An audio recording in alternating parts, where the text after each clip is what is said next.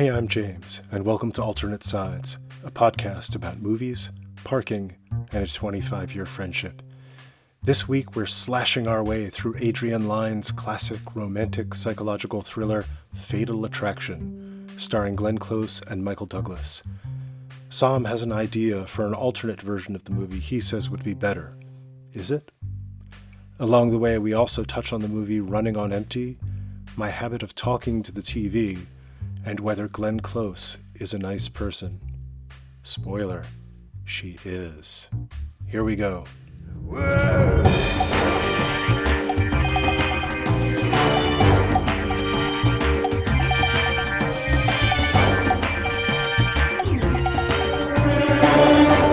Okay, so a couple of things.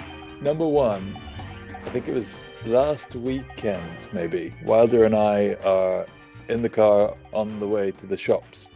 And the car's fine, it's moving along. And then, when you get to traffic light, when the revs drop to a certain level, dropped under like 1,000 or whatever, the car just started to go doop, doop, doop, doop, doop, doop, doop, doop, doop, and all the lights came on. Oh, and Wilder was like, why is the car shaking? And I was like, I don't know. And then we sort of moved off the light and it went away again. But every time we kind of slowed down, and then Wilder was like, I'd like to get out of the car, please. Oh no, he said that? He didn't want to be involved at all. Dear. Yeah. And so then I was like, we got to go see Terry.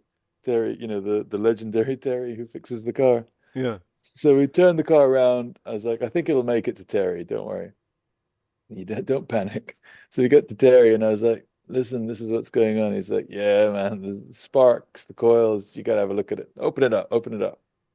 And he said, open the hood. And I couldn't find the thing, how you open the thing. And he was like, see, this is the problem. You're just an idiot. He opens it up. He goes, oh, the rats are back. The rats are back? Holy shit. He showed me so like they've nested in there. I mean, just like it's nice and warm. This is what you told me before. Yeah. It's lovely and warm in the winter time. And so they're back in there. They're just fucking rooting around. He's chewing and stuff. Well, exactly. Last time when he fixed it up, so they haven't been able to chew through the cables. But he's like, actually, I don't think it's the rats that are the problem. I think it's your I think basically the car is shit. I think it's what he said. He said, as my dad would put it, I think there was $500 had gone missing in the engine, and Terry had to go fish it out. That's basically what happened. Yeah. So anyway, I picked up the car yesterday, but it's so bone-crushingly cold outside that I decided I couldn't face sitting in it for an hour. I think I would have to have the engine on, which Wilder tells me is very, very bad for the environment. So in an effort to be environmentally friendly, I'm going to risk. I don't think that the traffic warden's going to come out in this kind of temperature. So you're taking a gamble that, it's too cold for you to go outside. So you're going to if you get the ticket, you'll take the $68. I'll take the $68, and I'm going to bet that no fucking traffic warden is walking around in 18-degree Fahrenheit fucking weather.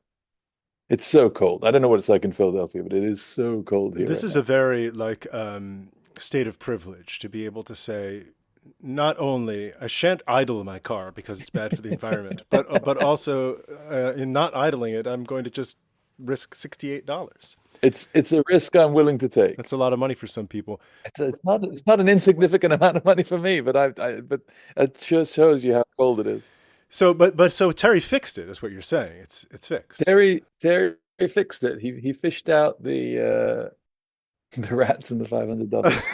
Now, speaking of alternate side parking, I was really delighted to see an alternate side parking sign in Fatal Attraction. Oh, really?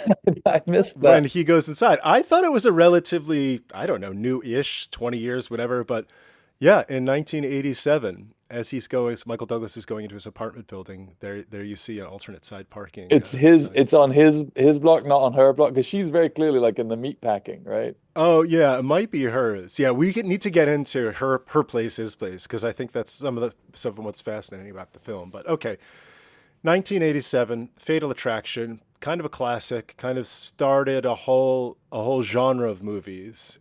My sense is that this is like maybe the best, but definitely like the classiest of the genre, and it became increasingly kind of sleazy or like sensational and like overtly kind of sexually exploitative or something as you get into like Basic Instinct and Sliver and Jade and those other like later Joe Esterhazy movies. But again, I haven't seen any of those, so I don't know what I'm talking about. But You're I want to not. say up front, like I really liked it, and I think it's a good movie. Like I think it's Wow, legitimately a good movie. You don't think so? this is hilarious. No, no, say more. Let's get into it. I'm very curious because you, Well, I think it's to me it's very well done of its kind. One question I had about it, which we also had about Rocky, is like how much of this is trafficking in the tropes of the genre, and how much is this the foundation, like with Rocky and the training montage or whatever. Like here, like the scene where near the end where Ann Archer's in the bathroom into the steamy mirror and she wipes the steam off and there's the reflection, yeah, I don't think that's the beginning of or that. the picking the little girl up from school, the Yeah, bad I don't guy. think this is the beginning of that either. What was the first movie that was like end of the movie, bang bang, the bad guy's dead? Oh, he's not dead, right? Like that happens in Die Hard, and it happens in many many many movies. Like, Terminator. I think Terminator is the one that everyone associates with that. Like, mm, he's not dead. There's no way he's dead. A lot of the things that you're describing in terms of scenes or moments, in terms of a thriller, people have been doing that stuff for a long, long time. I don't think there was anything revolutionary. I think the thing that, well, a couple of things that separate this film from what came before it was the dynamic between these two people and what happens. But if you think about it, like Adrian Lyne, hadn't he made 9.5 Weeks the year before this? I always associate him with Flashdance. Jacob's Ladder, Oh yeah, which was one of Tim Robbins's first movies. Yeah, which, as I recall, is not. it's not bad. I don't think is a bad movie. Yeah, Flashdance, 9.5 Weeks, Indecent Proposal, Unfaithful. So it's Yeah. yeah, So elevated fare. having made 9.5 weeks, which also I think doesn't 9.5 weeks also have like Sex in a Lift or I just feel like that he had a style basically, which was Hmm. not a very subtle style. Yeah, He liked to do the sex scenes in a certain way with the kind of high contrast lighting. It's all a bit much. it's a little silly, but delightfully so to me. Like it's something that I wouldn't countenance in a movie made these days. But like, yeah, the in the elevator, like the loft industrial elevator with the Yeah, steam it's so around them and stupid. everything and the lights. That is terrible. It looks like a music video, 80s music video, or like perched up on the sink with the water Yeah. running and the Oh yeah, dishes yeah. and the water. Yeah. Wonderful. This is surprising you, isn't it, that I'm having this reaction? I'm delighted You by love it. this movie. This is very funny. I don't love it, but I think it's very well done of its kind, and the performances are really good, I think. Yeah. I think she's great. The thing that's in my memory of this movie is it was a movie that broke through in terms of like the zeitgeist and whatever it was the thing that everyone talked about. So I remember if this is 1987, let's say I would have been 12ish when it came out. I remember my parents went to the cinema to see this movie.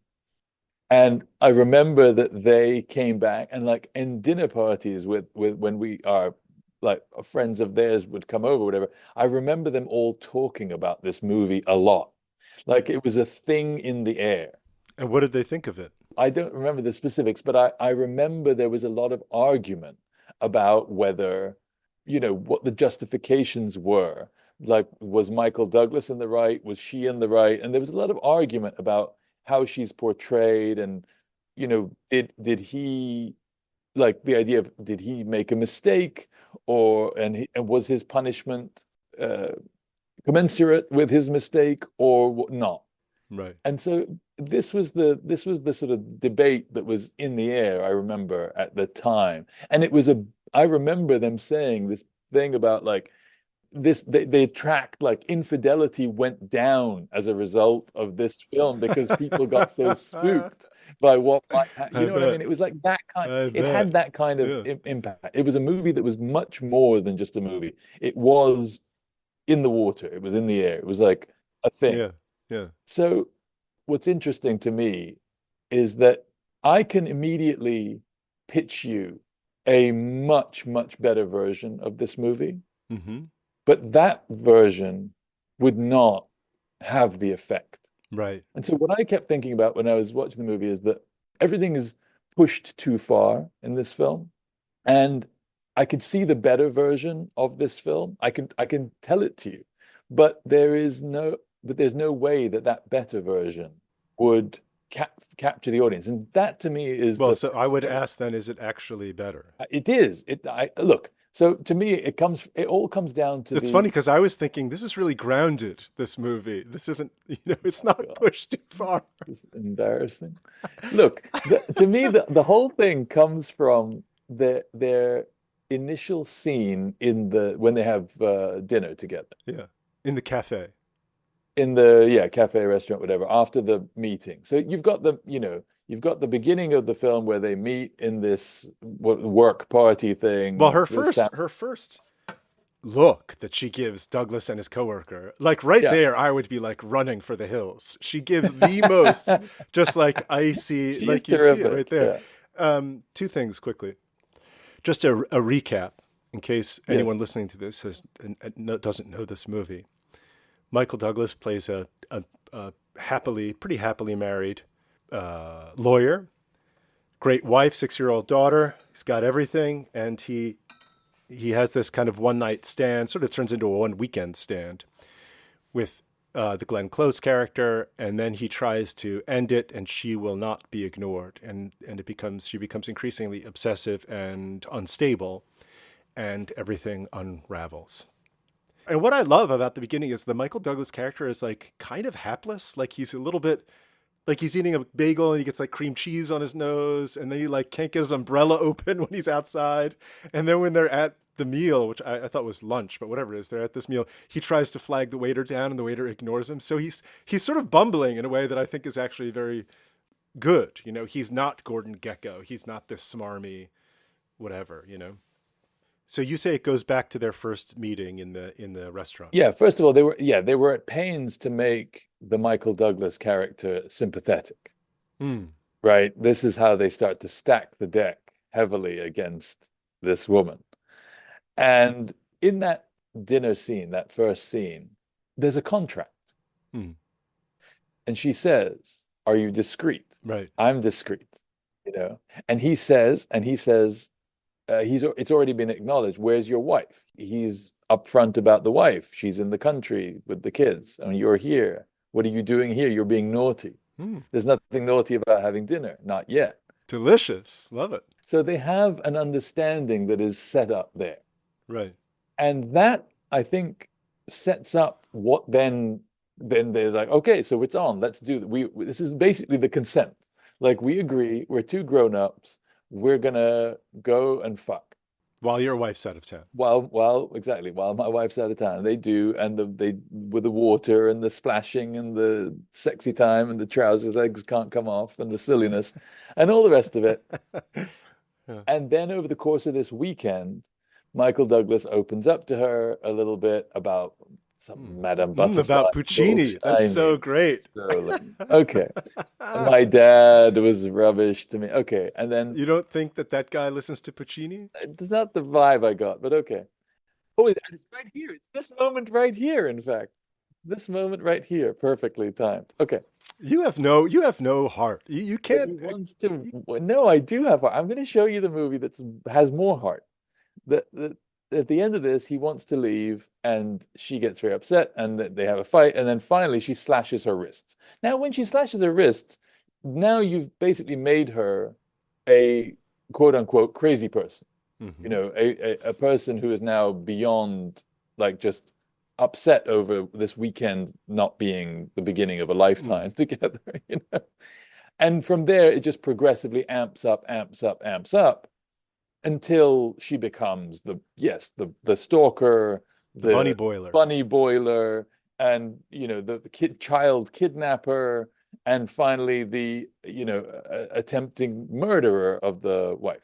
Oh, and in the middle of all this, she claims that she's pregnant. We never really know if that's true or not, but we assume it. I guess it is. I think it is true. Douglas says that he called the doctor, and the doctor said congratulations when he has when he confesses to his colleague in the Oh, okay, library. okay, okay. So she is pregnant. Which I think is the guy pushing the book cart in like the office libraries. I think the one black actor in the movie. It's a very white movie, also, we should Very say. white. Like, Yeah, they're going to move to the country and all this with the parents. Okay, so to me, the much more interesting version of this movie would be one in which that the at the beginning, that contract, I would shift those dynamics much more in favor of the Glenn Close character. I would have the Michael Douglas character be the more aggressive. Like he hmm, sees this woman, he can't help himself, he's attracted to her, and he hmm, goes after her. And she's sort of like not sure, not sure. But he is taken with her, and there's this window of opportunity. His wife is out of town, and maybe he, in the way that I would have him open up, is not about Puccini, but I would have him open a crack in the marriage and say, yes, I have a kid and I'm happily married, but marriage, I would give some, I would open the sliver of maybe my life is not perfect, and that's why I'm here. Maybe I'm looking for something else, hmm. and open the door for her to actually feel like there's space in his life for her, Right. and then let her get attached and get pregnant and all the rest of it, and then she's a much more sympathetic character. I think it diminishes her to make her crazy. And I think it makes the movie a bit silly to make her this psycho that like then is like coming at her, the wife with a knife at the end of it, which Hmm. of course we'll get into was not the original ending. Why do you think he does that? I agree with you. I like this version you're pitching. The reason he does it is because it makes it war. It makes it a war. There's famous stories about how everyone in the theater was just gunning for her to be killed. She is a monster in this movie, but she shouldn't be a monster. And Glenn Close, to her credit, doesn't play her at all like it, but she plays her very beautifully and like in a complicated way. So the original ending, right, of this film is that Glenn Close kills herself. She kills herself in such a way as to make it look as though he's done it. Right, I think so. And And then then he's taken, and they shot this ending. yeah, yeah. This was Apparently the you can ending. see it Yeah. on YouTube. I've never seen it. So they shot this. This was the ending, and it didn't score. It didn't score very well. Well, we should also say, because I read about this too, that like he gets taken away by the cops, but then the wife finds the audio cassette That tape, right? that Glenn Close has made to like threatening him, and so that gets him off the hook. It gets him off the hook. Even that ending is much more interesting to me than the stabbity stabbity shoot me in the bathtub kind of ending. Hmm. But apparently the reason that they get to that ending, right, is because everyone's like, oh, they want the two women to have to one of the women has to kill the other one. That's the basic setup that Hmm. we've created. And so the Anne Archer character, who's really done nothing in the movie to this point, ends up like murdering. Well, it's not uh murder. It's not murder, but yeah, she ends up firing the fatal shot. Murder. It is murder. It may be justifiable homicide. It's homicide nonetheless. Well, it's funny because in the previous couple of scenes, the cops are finally going to bring Glenn Close in for questioning, and then they can't find her. And so you just know something Right, bad is going to happen. right. Michael Douglas is locking all his doors, and then he opens this drawer and you see a gun in it, right? This is the Yeah, first time that's we've so seen lame. Suddenly there's a we've seen a gun, and gun. you know And that then, 5 minutes but later, then later on, at the climax of the film, he drowns her and she's supposedly dead. And I actually was thinking like, oh, that was a nice misdirect with the gun to show the gun and then not use it. But then, of course, you're so naive, Jimmy. So he ended up using the naive. gun. Of course there's a gun. That the final sequence where they're in the house and Ann Archer's drawing the bath, and you That's just know, very well done. and he puts the kettle on, which is also like we've seen that before, The but like, dog is lapping up the dripping water yeah, from I mean, it's very, to me, that does massage a lot of parts of me that I like to have massaged. you have a hacks kind of taste, I guess. And It's like, no, it's just, Yeah, I don't know. It's satisfying somehow. But I watched this movie by myself at night, and good for me. That scene, I had put my hands in my collar of my shirt, and I had pulled my shirt Oh my up God, over my nose like this, and I was just watching this like this, like no, no, no, no, no, you're an no. idiot. It was very intense. You know, Molly and I are watching the Bureau, Le Bureau, Le bureau, bien sûr. and we were watching a sequence that there's a couple of nights ago, and it was particularly tense. And she just, to me, out of nowhere, said, "Will you stop talking?" And it's, I had been like talking to the television, What? like saying, "Oh no, Henri Duflo, he's going in there. Like they're gonna get him in there. No, no, don't go, don't go in there." There's And some she said, like, weird "What's wrong with you? Arrested Development Stop going on talking." with you.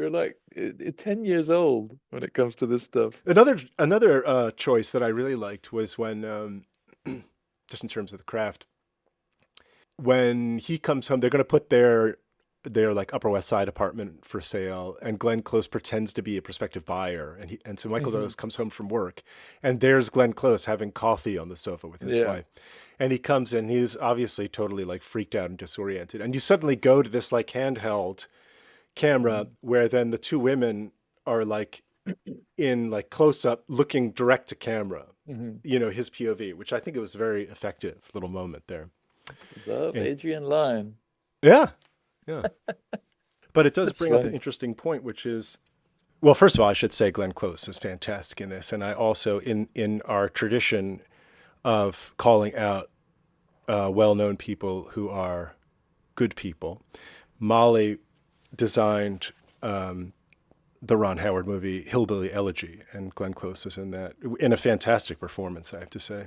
Oh yeah, I've never seen that because I can't bring myself to watch the JD Vance Well, show. J.D. Vance, like even when they were making the movie, I think he was there was some ambivalence on the part of some of the production side. Mm. But he really, in the last few years, has turned into such a Yeah. terrible person. But anyway, it's Glenn Close is great in that, and Glenn Close, Molly reported, was just lovely to work with and kind, and actually sometime later, part of the reason that Molly got the job is because it's set in like that West Virginia, Kentucky area that Molly knows well. Mm.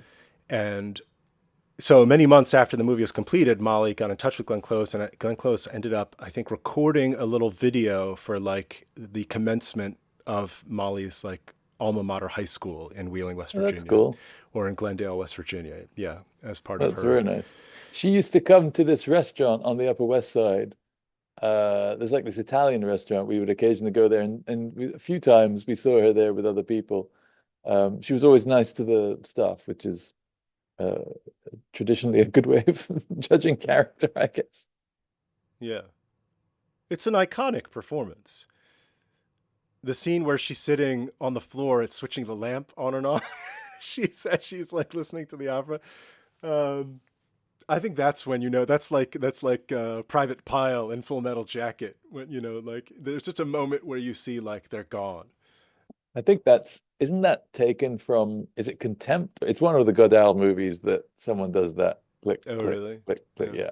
Hey, he's a fucking hack, Adrian I Lyne. do like I do like He's Le Mépris. Le Mépris is fantastic. Great score. Great Uh, score. I'm surprised you're not surprised that I've seen it. I've actually seen that a few times. I know that we've talked about that before. I do know So, that you. two things. One, it's funny how much of the action centers around landline telephones. Oh yeah, yeah, it's true. You with a cell phone, this movie can't like happen. Like her calling the office, would you know what I mean? Or Yeah, her yeah, calling the house and the wife answering, that's her right. getting the.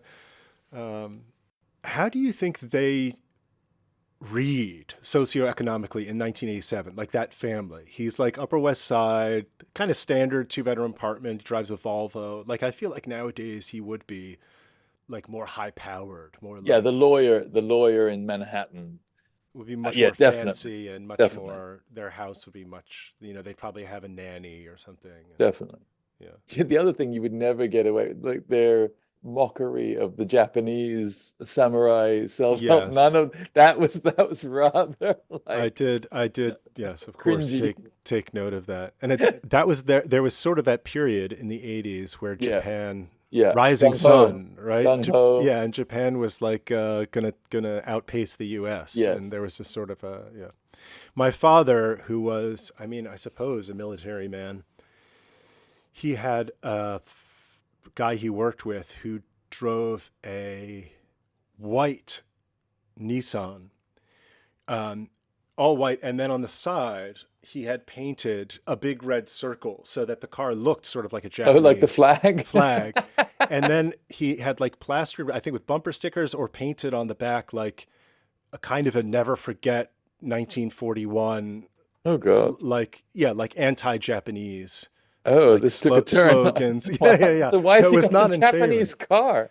Well, I think I don't know if maybe he purchased it and felt squeamish about having purchased a foreign car. In So those days, weird. also, I feel like that was like, oh, he drives a foreign car. It was like a little bit. Oh, that comes up in the movie when Oh when yeah, yeah, when that's he right. The says dad. Yeah, the dad says, "Ah, well, you got those foreign cars. They're gonna do yeah, that. that's They're right. gonna blow up or whatever." Yeah, exactly. So, yeah, so I remember seeing that at my dad's office, this white car with the That's Japanese so flag, and it's psychotic. like anti Pearl Harbor like screed, basically like why are we allies and supporting this country now that, I don't know. Okay, movies from 1988. Now I felt I'm Oh, gonna. one Oh, second. oh, yes, okay, I have a I please. have a bone to pick with you. In 1987, wasn't Wall Street in 1987? I'll check the date on that, but I've seen Wall Street. Oh, you have seen Wall Street. Yeah, Okay. Because I was going to say that's another I bet that movie 87. has not aged well. That is 87, Oliver Stone, and I saw it, when it came out or thereabouts.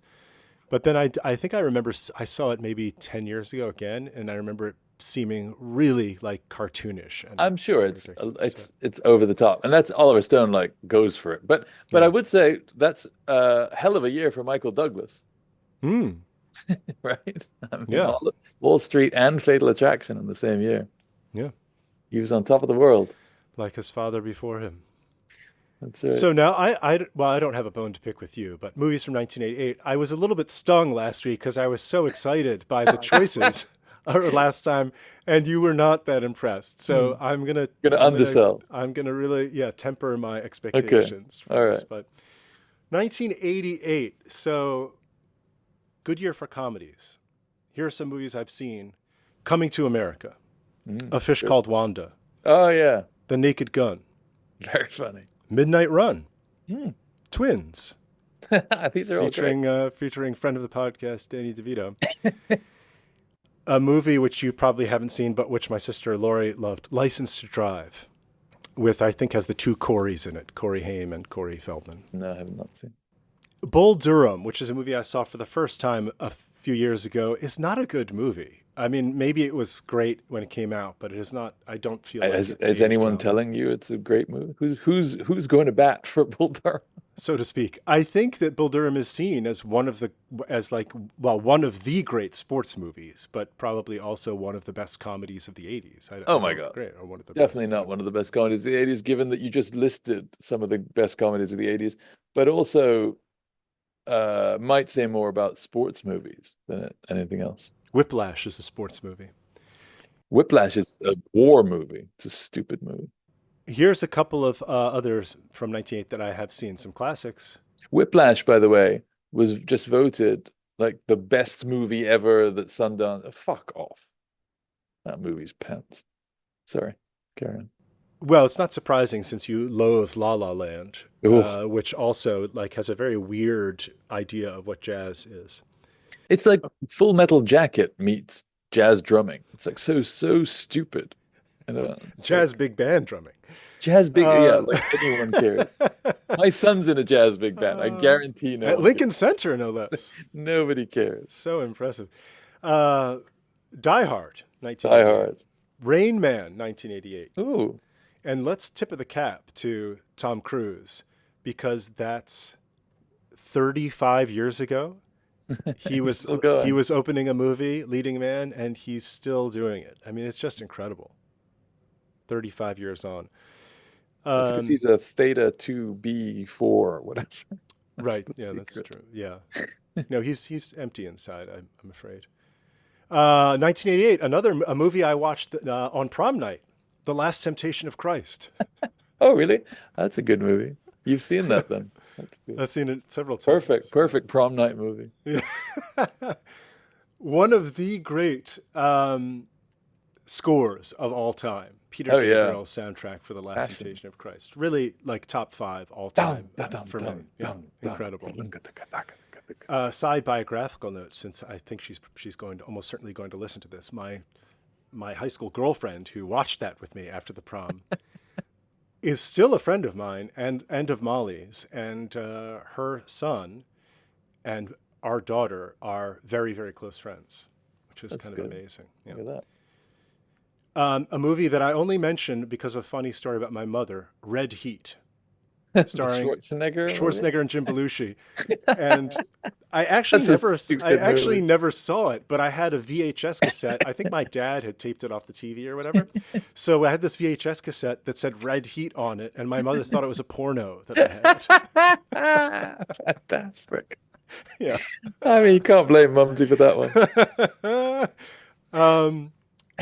Okay, this is a long list of movies I've seen, but they're all worth mentioning.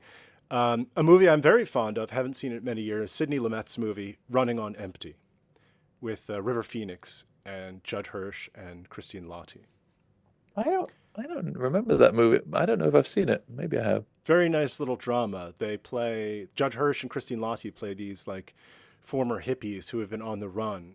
You know, they did some bombing, like anti-Vietnam War bombing, and some like night watchman got caught up in it and was accidentally killed, and they've been on the run ever since. I don't think I've seen it. And they've got a couple of kids, and River Phoenix is one of the kids, and he has to he's a musician, and he ends up wanting to go to Juilliard, and he auditions, and then he. You really remember this movie It's very well. I think it's a really good movie. And then finally, last of the movies I've seen, a double bill, a short film about killing, and a Oof. short film about love. Now we're talking. So is this the year that Decalogue came out, presumably? I guess so, yeah. I don't know when the whole series would have been released. But were those for TV originally in Poland? Decalogue was the whole Yeah. 10, but then Yeah. he made two of those as standalone 90-minute. He so expanded those two as features. Yeah. All right, 1988 movies I have not seen. Beetlejuice. They Live. There's always one. I mentioned that because my friend was listening to the episode of this where you go off on Gloomhaven. That is one of my Gloomhaven buddies, and also has wind chimes at his house, and also is a John Carpenter fan. But I actually think you and would really hit it off. I hope you guys get to So hang long out as he soon. keeps his wind chimes at home. This one might surprise you, or you may, well, whatever. They all surprise me. My Neighbor Totoro. Oh, that's the first movie that Wilder ever sat through. That's a great movie. Yeah. Cinema Paradiso. You've never seen Cinema Paradiso? No. Too scary. That's not too scary. I know, Fucking just idiot. Heathers. You've never seen Heathers? That's weird because that was very, for your age, Yes, that was exactly. very zeitgeisty. Yeah, very zeitgeisty. That's why I couldn't watch it. Dangerous Liaisons. Ah, okay. I like it. Maybe it's a back-to-back Glenn Close. That might be my front runner. That was that's a good movie, a big movie in my life for a couple of reasons. Interesting. Frantic. You've never seen Frantic? You, the Now, lover of Harrison I Ford. do love Harrison Ford. I think I might have seen it around the time that it came out, but I have no memory of This it. is the one where they go to Paris and his wife goes. It's a Polanski Yeah. movie, right? Yeah. Yeah, yeah. That's a juicy Now movie. look, let me just talk about Harrison Ford for a second. There is something, and I know my sisters will agree with me on this. There is something about Harrison Ford, 1980 to 1995, who's just he's above reproach for some reason to me. I think it's a combination of when he came into my life and the fact that he's Han Solo and Indiana Jones, and guess there are certain things that remind me of my dad about him at that time. And also I'm sure you would say that Harrison Ford is not a great actor. Yes. Definitely not a great. But he's taken some swings, and we have to respect him for that, because we respect people who take swings. He's great. There's no one like Harrison Ford, right? He's sort of an unlikely movie star in many ways. Like, I don't think of him as, because he always seemed middle-aged, right? He never seemed young. Even when he was young, he seemed older. He had that older sort of, like, I think of Hackman's like that. Yeah, Hackman, or who am I thinking of from William Holden? Like, William Holden was never young, right? Right. William Holden was always a man. And I think of Harrison Ford as always kind of like rakish and charming and funny. He was very good at delivering a line and a smirk. But I think of Harrison Ford also has only two faces, that he does over and over again. And those two faces are great. He's very captivating. He's got the thing. Yes, he's got the thing.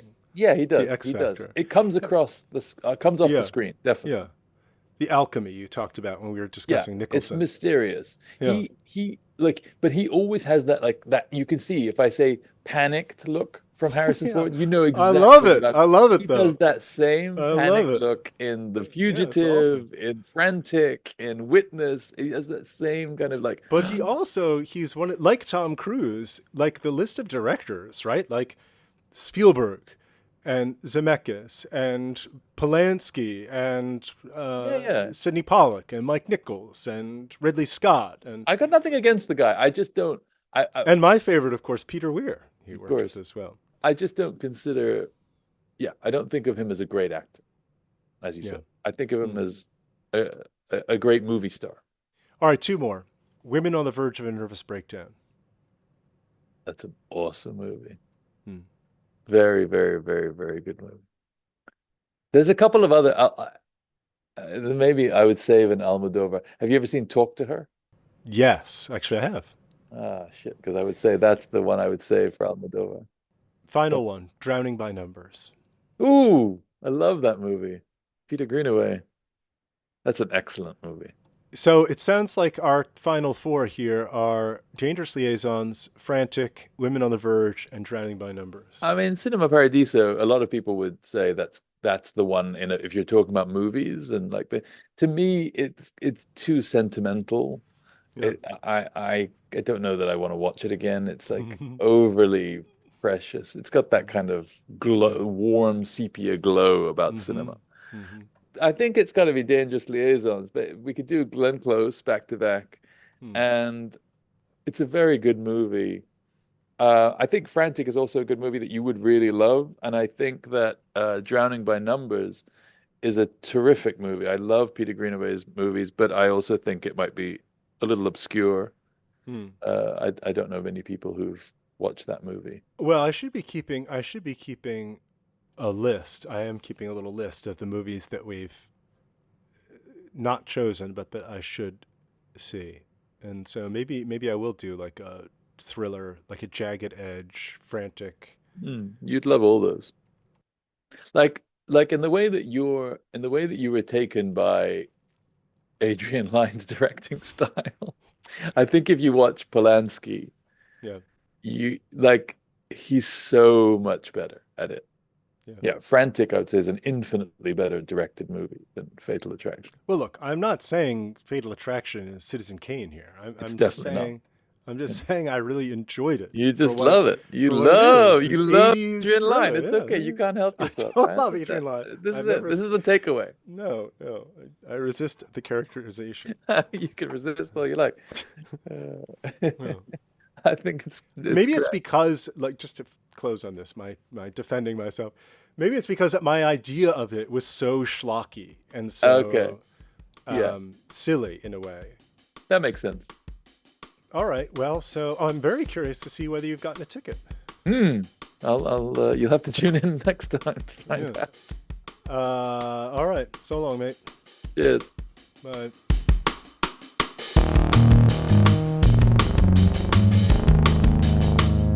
And that's that.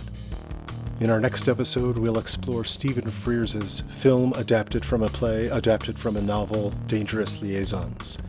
It's a completely different look from Glenn Close after Fatal Attraction, but no less powerful a performance. Check it out if you have a chance. Bye for now.